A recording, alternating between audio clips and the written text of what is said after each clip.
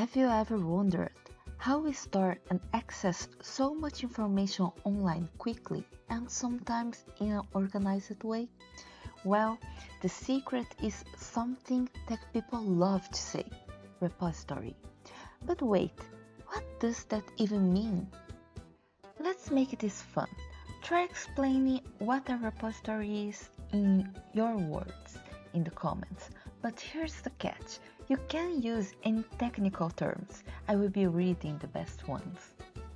Honestly, I used the word repository for a long time without knowing what it really meant.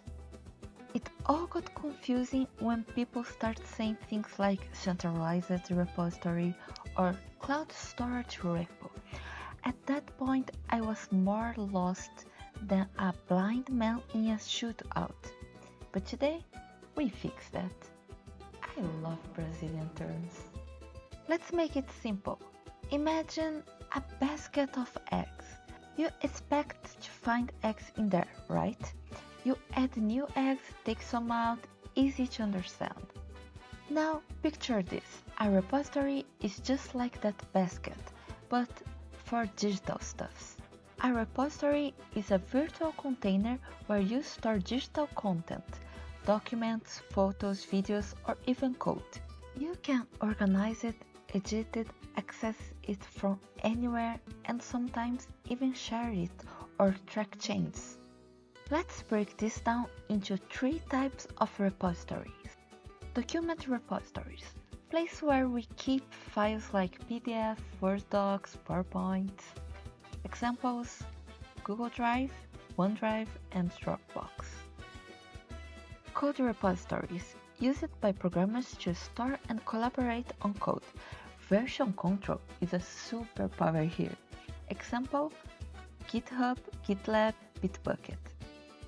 Data repositories, used to store large amounts of structured or unstructured data.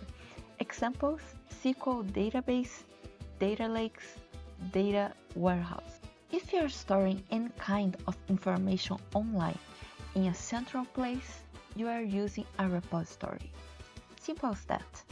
A fun fact: in 2005, Linux Torvalds, yes, the guy behind Linux, created Git, a tool that changed how developers work together. Thanks to Git, we can edit code in teams without stepping on each other's toes.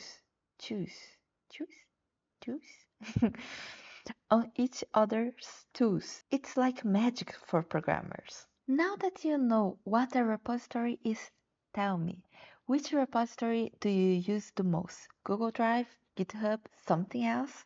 Comment below. And if you liked this simple, no fluff explanation, leave a like, subscribe, and hit the bell so you don't miss the next video where we'll keep making tech easy and fun.